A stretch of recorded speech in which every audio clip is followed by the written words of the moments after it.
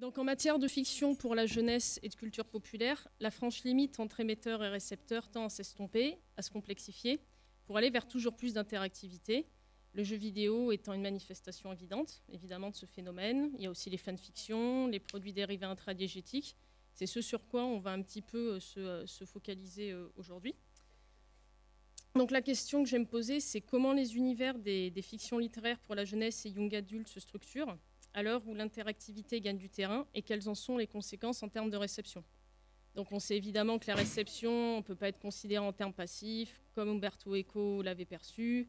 Pour Henry Jenkins, les récepteurs, ils veulent plus des fictions qui peuvent juste consommer, ils veulent des fictions qu'ils veulent activement intégrer. Donc ça peut passer par exemple le transmédia. Donc on va investir l'univers via un jeu vidéo par exemple, par une déclinaison transmédiatique, ou par carrément une production fictionnelle qui peut être la fanfiction.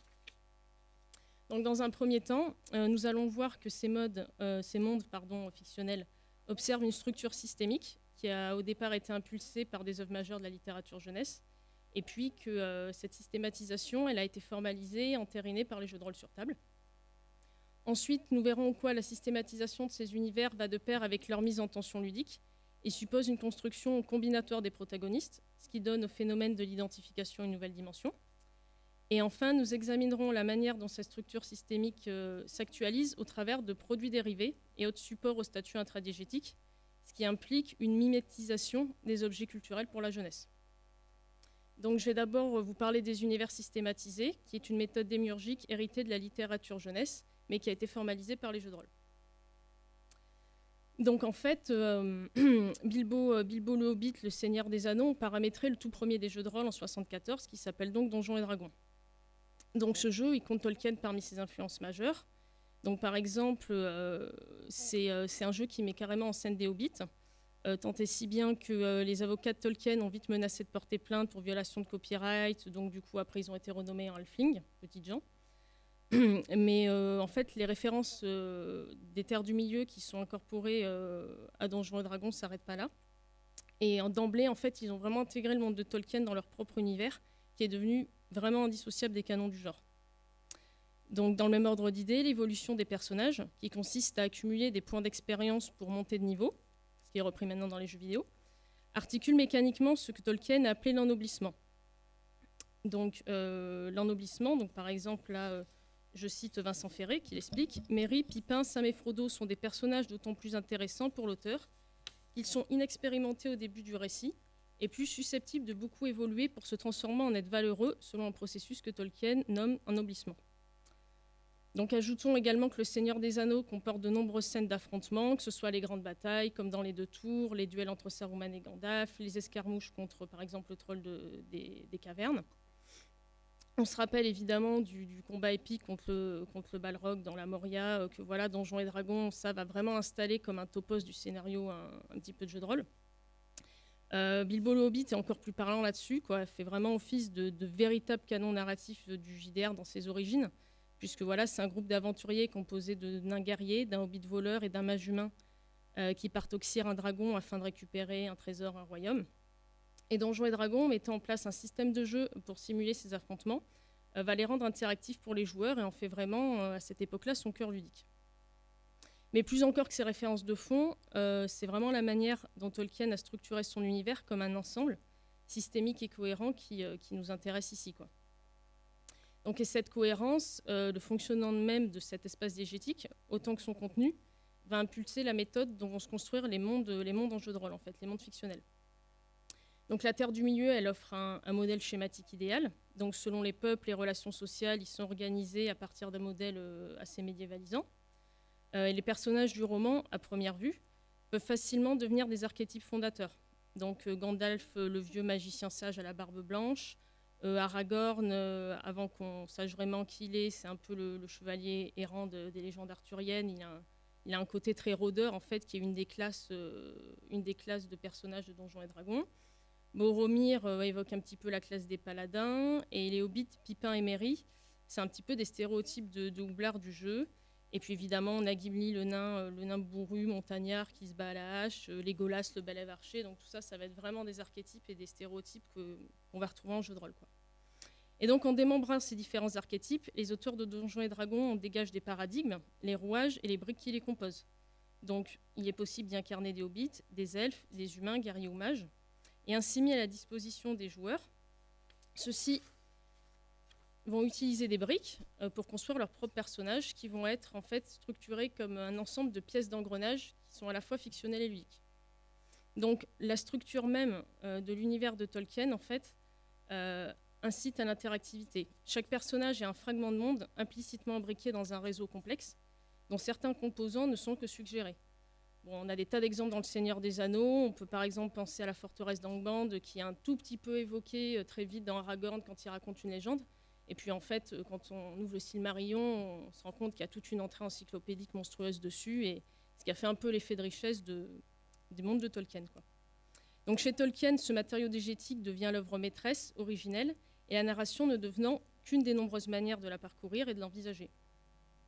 De fait, puisqu'une bonne partie de ce matériau ne sera pas actualisée, alors on entend par là qu'il y a un récit ou roman ne viendra pas la rendre disponible et accessible pour le lecteur, cette matière.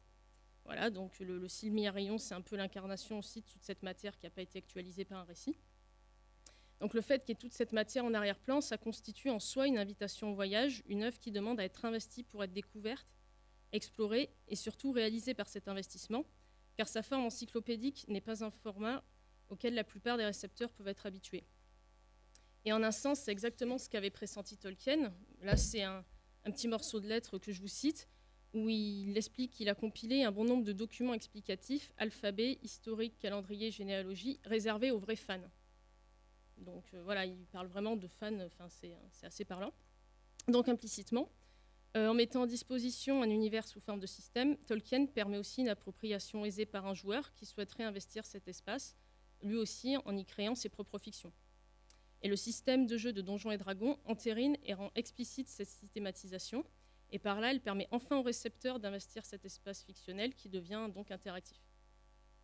Donc la systématisation de ces mondes fictionnels, dont les briques apparentes sont facilement identifiables, devient dès lors les prémices de leur futur statut interactif et partagé.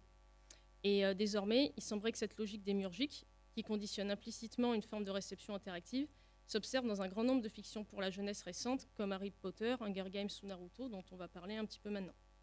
Donc voilà, maintenant je vais me concentrer sur la structuration paradigmatique de ces univers fictionnels, mais comment elles investissent des œuvres de la littérature jeunesse.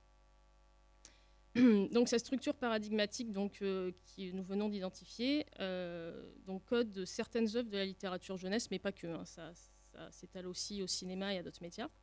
Donc, ces univers, ils sont construits en briques apparentes, et chaque récepteur, en fait, peut venir les retirer et les réagencer selon son bon vouloir. C'est un peu des pièces visibles et évidentes du système qui est devenu le monde fictionnel, et elles se prêtent à merveille à la maniabilité nécessaire à l'interactivité. En d'autres termes, les paradigmes qui fondent le monde doivent, de la même manière, coder les personnages exactement comme les spécialités et les compétences d'un personnage de jeu de rôle sont censés refléter son histoire et son passé. Donc cette influence, elle implique plusieurs paramètres. Donc une place centrale des personnages, évidemment, de leur identité, de leur psychologie et de leur rôle en tant qu'acteur narratif dont parlait Isabelle, voilà, résumé aussi en tant à des simples notions de fonction, ce genre de choses. Et la mise à disposition d'un contexte favorisant les rapports sociaux tels que les enfants et ados les connaissent, comme dans une école. On va également avoir des schémas narratifs structurés en séquences, à la manière d'épisodes formant un ensemble cohérent, souvent chronologique, qui n'est pas sans rappeler les campagnes des jeux de rôle, qui sont en fait un enchaînement de plusieurs scénarios liés par une intrigue principale. Donc, en jeu de rôle également, l'objectif est d'aboutir à une évolution significative du personnage, qui au sens large donc, poursuit une quête, un but. Et ces différents éléments se retrouvent donc vraiment dans Harry Potter, Naruto et Hunger Games. Donc ces œuvres ont pour point commun, en plus de leur large succès, d'avoir été adaptées sur de nombreux supports médiatiques. Donc dans ces trois titres, l'évolution des protagonistes est sanctionnée et marquée par des étapes explicites qui parfois recoupent même les formats éditoriaux. Donc Harry Potter va aller à l'école de Poudlard, passe une classe de livre en livre, gagne la Coupe du Feu, participe au championnat de Quidditch et gagne un objet magique par niveau, si on peut dire, la cape d'invisibilité dans le tome 1, le balai volant, la carte du maraudeur dans le tome 3, etc. Naruto se voit enseigner des techniques précises par des professeurs de l'Académie Ninja, et donc il faut passer des épreuves pour monter en rang. Et les Hunger Games intègrent les personnages à un jeu compétitif, à l'issue duquel il existe des vainqueurs. Donc d'une part, tous ces espaces très réglés et plus ou moins restreints permettent de mettre en place des relations sociales pas si éloignées d'un contexte scolaire. Par exemple, que ce soit la rivalité entre Harry et Drago, entre Katniss et Kato ou entre Naruto et Sasuke. Et d'autre part, ces univers font l'objet d'une mise en tension ludique. Donc le chemin initiatique parcouru par les héros, l'ennoblissement de Tolkien, leur évolution telle qu'on la trouve en jeu de rôle, devient le moteur dramatique principal, à partir duquel se déroulent les autres fils narratifs. Ainsi, ces étapes doivent être rendues saillantes dans l'univers fictionnel, sanctionnées par des institutions, selon un mode ludique. Donc on peut avoir le concours des maisons de Poudlard par points, les Hunger Games eux-mêmes, ou encore les combats en arène de Naruto. Autre manifestation de cette ludicisation des univers, c'est la création de personnages. Il ne s'agit pas tant de création à proprement parler que d'agencement en briques diégétiques. Cette tendance, donc, elle est manifeste toujours dans ces 3 œuvres, dont les univers mettent à disposition des lecteurs ces différents paradigmes aménageables en de très nombreuses combinaisons, qui sont, en fait, les protagonismes sont vraiment construits en syntagme de ces différents paradigmes. Donc dans Naruto, les personnages ont le choix entre la manipulation de divers éléments, foudre, feu, terre, etc., qui, selon leur association, permettent la maîtrise d'éléments secondaires, bois, lave, voilà. Viennent s'ajouter après diverses techniques de combat qui sont régies par des signes incantatoires inspirés des 12 signes chinois, différents styles de combat, 5 grands pays avec leur culture. Donc chaque pays, en fait, pareil, porte le nom d'un élément naturel. Il y a des classes ou des grades de ninja, enfin autant de paramètres prédéfinis qui font de cet univers un espace très réglé et permettent de composer son personnage qui portera sur lui les signes ostensibles de ces paradigmes, comme le symbole donc sur le bandeau frontal que portent tous les personnages, comme on le voit ici. Donc là, voilà, Naruto vient du village de la feuille, donc il a un emblème qui le représente directement. Donc ces paradigmes qui composent l'univers sont littéralement incarnés par des symboles que les personnages portent sur eux, ostensiblement, et par lesquels on va les identifier immédiatement. C'est pareil dans Harry Potter.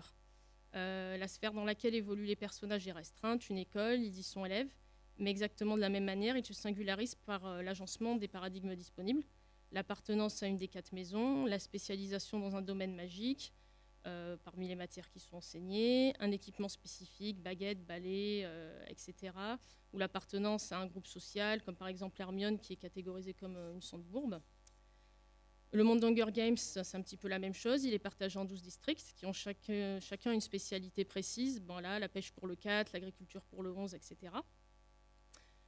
Et donc, cette origine très typée, ça constitue un premier paradigme de définition des personnages qui va notamment conditionner leur spécialité dans une arme particulière. Donc voilà, dans le Hunger Games, la spécialisation des armes avec Katniss pour l'arc, par exemple Pita qui explique qu'il arrive à soulever beaucoup de poids devant les juges parce qu'il a l'habitude de porter les sacs de farine de la boulangerie de son père. Tout ça, ça va vraiment définir tous les personnages. Donc chaque élément composant les personnages renseignant les codes du monde pour le lecteur.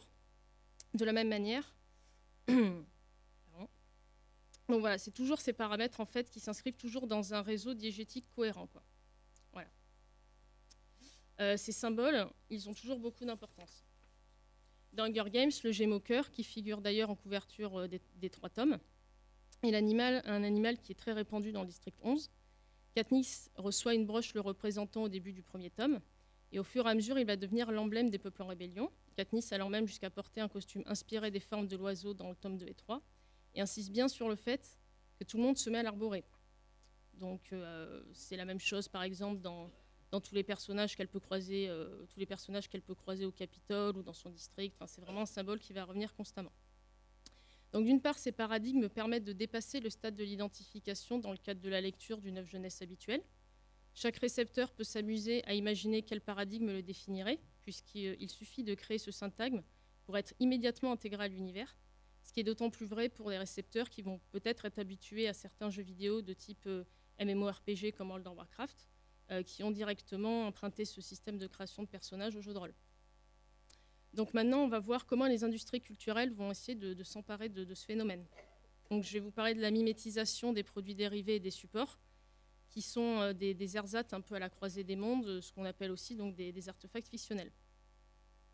Donc, ces paradigmes qui définissent les personnages sont des conditions indispensables à l'appropriation, qui, au-delà de la simple identification, permettent aux récepteurs de se projeter dans l'univers fictionnel. Donc, suivant des stratégies de récupération mercantile, ces fragments diégétiques apparents sont vendus sous forme de produits dérivés. Donc là, je vous ai mis Vous voyez, on a l'écharpe de Gryffondor, le bandeau de Naruto qui est orné du symbole de Konoha, et la broche du Gémeaux cœur donc, qui est sur Katniss. Donc ce phénomène, en fait, explique également que les éditeurs ou les producteurs privilégient ce genre d'univers. Ces produits, symboles spécifiques d'un monde particulier, sont en quelque sorte des objets déictiques qui mettent en exergue ces spécificités et toute la richesse d'un univers. Donc cette systématisation des univers impulse une nouvelle stratégie commerciale, de laquelle découle une logique qui nous apparaît non plus centrifuge, parce que les genres populaires ont longtemps été qualifiés d'évasifs, mais centripète, où le merchandising s'attache à importer des objets grandeur nature de l'univers fictionnel, comme s'ils en débarquaient directement. C'est pas tant cela qui est nouveau, parce que ça fait un moment qu'il est possible d'acheter des sabres laser de Star Wars, que la réception passive dont ils font l'objet. Par exemple, l'écharpe des maisons d'Harry Potter, elle peut compléter une tenue vestimentaire quotidienne, ce qui est moins le cas d'un sabre laser, qui lui est plutôt un jouet à proprement parler, impliquant une pratique active, quoi, qui fait un peu l'objet d'une réception binaire, on joue avec ou on joue pas avec. Dans ce cas précis, plus encore que les produits dérivés posés sur une étagère, l'écharpe de Gryffondor ou la broche de Katniss ne sont pas tant des jouets, ils s'intègrent à un ensemble vestimentaire qui n'a rien à voir avec l'univers fictionnel, parfois. Ces objets ne se contentent pas d'imiter une fonction utilitaire, parce que le sabre laser ne découpe pas vraiment, mais ils la remplissent réellement, quoi. L'écharpe de Gryffondor, elle a les mêmes propriétés que n'importe quelle autre écharpe, et on la porte de la même manière. Donc par là, le fait d'arborer ces objets issus des univers fictionnels devient presque un signe d'appartenance à un groupe social. Ce qui est en jeu ici, ce sont les pratiques de réception des fictions jeunesse et young adultes, qui ne passent plus uniquement par le biais d'un produit culturel de diégèse, donc les romans, les jouets, etc., mais se voient complétés par des objets qui s'inscrivent dans une dynamique plus proche de la mimésis et qui ont une existence intradiégétique, comme s'ils avaient été extirpés de l'univers fictionnel pour s'intégrer harmonieusement au monde réel, selon une logique invasive. C'est ce que nous appelons voilà, un petit peu la mimétisation de ces objets. Donc, pour remonter un petit peu dans le temps, dans les années 80, on remarque une occurrence de ce genre de produits dérivés dans la série télévisée Dynasty, qui est un soap opéra qui met en scène la vie d'une riche famille puissante. Et les producteurs en fait, ont sorti une ligne de vêtements pour femmes, puis pour hommes, calqués sur les costumes les plus marquants portés par les personnages principaux, ainsi qu'un parfum qui porte même le nom d'un personnage. Et clairement, ici, le but est encore d'exploiter commercialement le phénomène de l'identification et de donner aux univers fictionnels cette dimension un peu invasive. Donc, si on dit souvent que les jouets repris dans les romans ou livres pour enfants, ils vont être destinés en fait, à un usage narratif avec lequel les enfants vont construire leurs propres histoires, là, c'est plus trop le cas avec ces espèces d'ersatz intradiégétiques. Il nous semble qu'ils sont plus un moyen pour les industries culturelles de capitaliser sur le sentiment d'immersion fictionnelle en le matérialisant. Donc, par exemple, là, je cite Jenkins qui dit « De plus en plus, le storytelling est devenu l'art de la construction de monde. Le monde est plus grand que le film, plus grand que la licence. La construction de monde suit sa propre logique de marché. » Donc, ces univers, en fait, sont résilients, c'est-à-dire qu'ils résistent à la finitude de leur support matériel originel, qui peut être un roman en plusieurs tomes dans nos exemples. Et en fait, il s'agit d'exploiter cette caractéristique. Le site internet Pottermore en est un parfait exemple. Entre le réseau social et le jeu vidéo, ce site permet d'acheter et de télécharger les e-books des romans et d'avoir accès à des textes inédits concernant l'univers, écrits par J.K. Rowling elle-même. Plus interactif et très proche d'un jeu de rôle online, les utilisateurs peuvent également intégrer l'école des sorciers, créer leurs personnages. Le but est de faire remporter à sa maison la coupe annuelle en obtenant des points, comme dans les romans. Et ce site permet donc de continuer à fédérer les fans autour d'un nouveau support d'un même produit, en jouant notamment sur le contenu additionnel, ayant pour caution l'implication de l'auteur et l'émulation permanente de l'aspect communautaire, où chaque utilisateur est susceptible d'en ramener davantage. Donc là, le but est d'adapter une méthode de communication au fonctionnement social intradiégétique de l'œuvre originale, donc ici, les maisons de Poudlard. Et bien sûr, on fait ça par le jeu, et on en profite pour mettre implicitement les produits littéraires, même si leur achat n'est pas obligatoire, au cœur du dispositif. Donc depuis quelques années déjà, les supports de la littérature jeunesse sont soumis à la même évolution. On observe une augmentation des livres qui semblent directement sortis de l'univers fictionnel qu'ils mettent en scène, comme des manuels de chasseurs de dragons ou d'apprentis sorcières, ou encore des livres encyclopédiques ou bibles, qui sont, dans leur forme, leur organisation et leur fond, tout à fait comparable à certains livres de JDR, comme l'expliquait Isabelle. Et de surcroît, ces ouvrages utilisent des procédés éditoriaux qui sont assez similaires.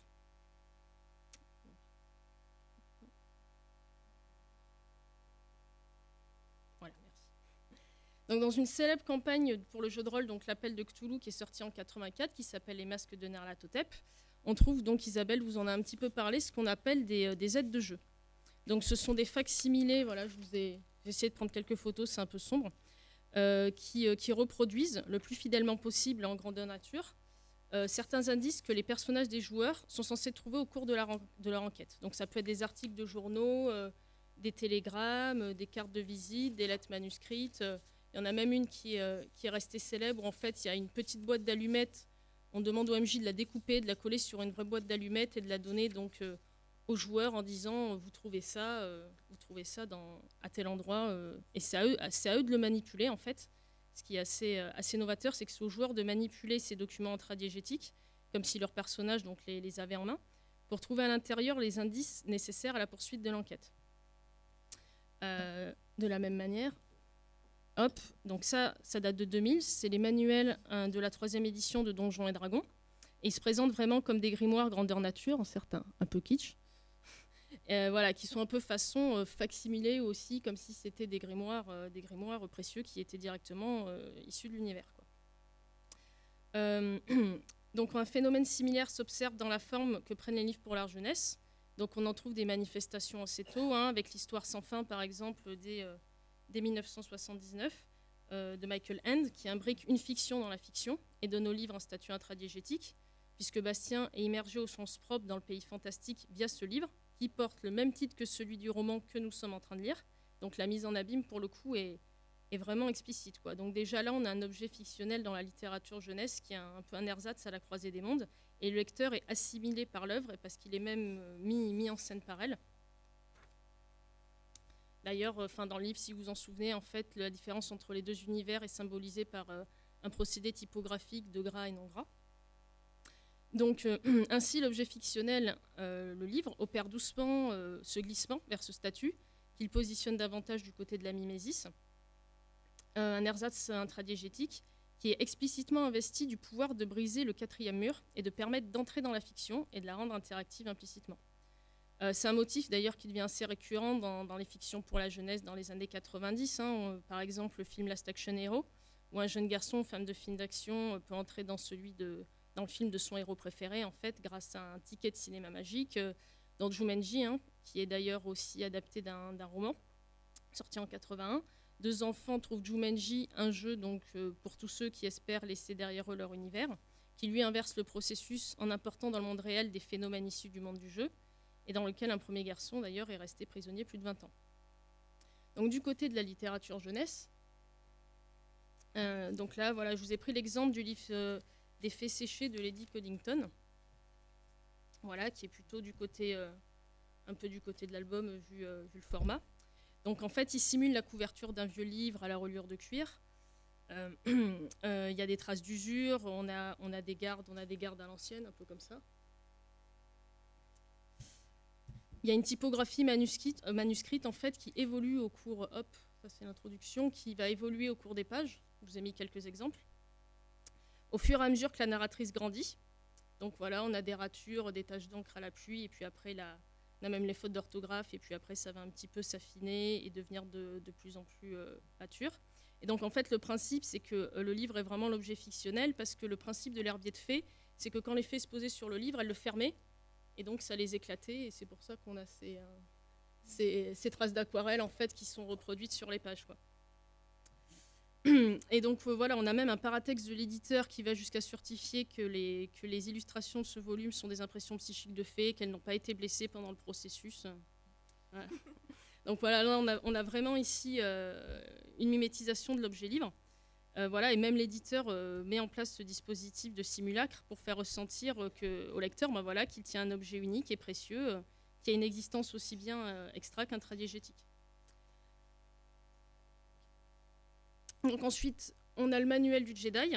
Donc là, en fait, c'est un manuel à l'intention des jeunes étudiants Jedi qui utilise également une typographie manuscrite en plus au cours du texte courant. En fait, au début, vous avez une légende avec tous les personnages de l'univers, Luke Skywalker, Dark Sidious et compagnie.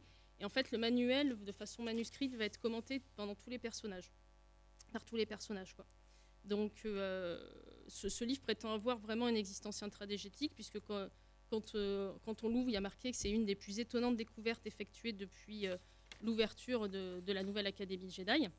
Et comme en jeu de rôle sur table et jeux vidéo, en fait, il est structuré selon de véritables niveaux. C'est la structure éditoriale du livre, quoi, sa table des matières, qui est initié Jedi, Padawan, Chevalier Jedi.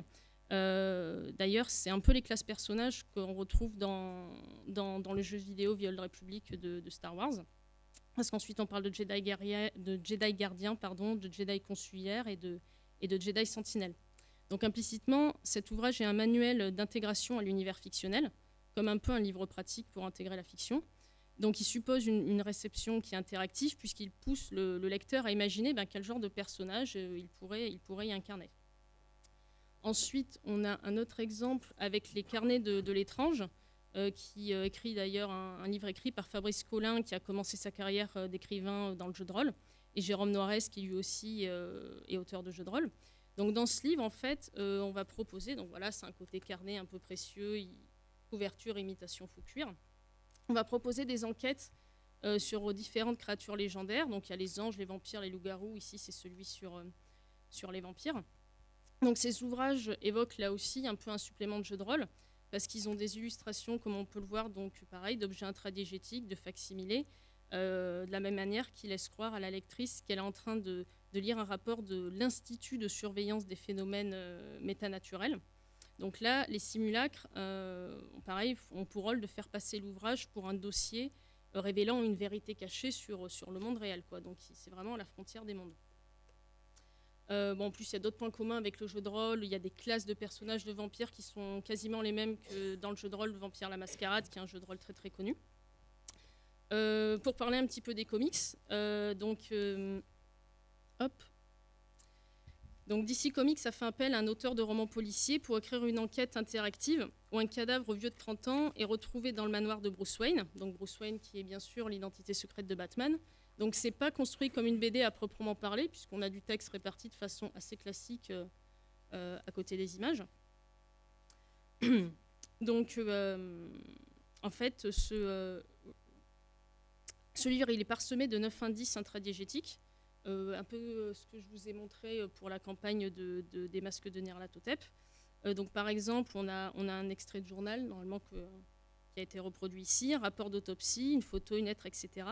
Et donc c'est au lecteur, entre la lecture du texte et l'examen de ces indices, de comprendre qui est le meurtrier, alors qu'il avance dans sa lecture et partage les idées de Batman, qui lui d'ailleurs dit avoir compris tout du long. Donc en fait, Batman ne révèle rien au lecteur, mais il interpelle en lui disant ce que toi tu as compris. Donc vous pouvez extraire les indices comme ça et les manipuler. Donc là, par exemple, c'est le rapport d'autopsie de Gotham et du commissaire Gordon. Et donc, il y a 9 objets comme ça qu'on peut regarder et qu'on peut manipuler et pour essayer un petit peu de comprendre qui est le meurtrier, quoi. Et donc, si le lecteur, de son côté, n'a pas découvert à la fin l'identité du coupable, il y a une petite enveloppe à la fin, voilà, qu'il peut décacheter pour découvrir la solution, quoi. Donc c'est encore plus immersif que les facsimilés qu'on a vus qui sont souvent scannés, parce que là, vraiment, le lecteur va pouvoir manipuler des indices qui semblent être vraiment directement sortis de l'univers du livre et rendre cette lecture interactive par assimilation, si on peut dire, parce que le lecteur assimile, intègre et s'approprie les objectifs du personnage fictif et il peut essayer de les mener en même temps que lui. Donc tous ces livres, à leur manière, sont des ersatz à la croisée des mondes. Et à l'heure du tout narratif, ils présentent parfois un côté encyclopédique qui les éloigne un petit peu de cette tendance. Leur valeur intrinsèque tient davantage à la sensation d'immersion qu'ils provoquent en tant que fragment d'univers. Donc en conclusion, la systématisation et la mise en tension ludique des univers des fictions pour la jeunesse permet d'installer un processus d'appropriation, comme il est facile de s'y projeter. La mimétisation des produits dérivés, qui brouille les délimitations des espaces fictionnels réels, est une manière de prolonger l'expérience de l'immersion dans l'univers de l'œuvre. Les livres illustrés qui ont ce statut anti-adrégétique jouent en fait le même rôle en amont, amorcer l'immersion dans l'univers fictionnel avant même la lecture du livre, avant la narration donc, selon une logique invasive. Donc alors que les objets culturels classiques, qui sont les supports de la fiction tels qu'on les connaît ou qu'on les a connus, CD, livres, DVD, etc., ont tendance à se dématérialiser, ceux qui ont un statut intradiégétique connaissent un essor quand même assez inédit. Et donc ces ersatz à la croisée des mondes ont pour fonction d'étendre le processus d'immersion au-delà de l'univers représenté par l'œuvre, qui résiste donc à sa finitude. Et donc voilà, le but est de capitaliser un petit peu pour les éditeurs sur cette immersion. En fait, l'immersion dans l'univers, elle commence même avant et elle continue après l'objet lui-même. Voilà.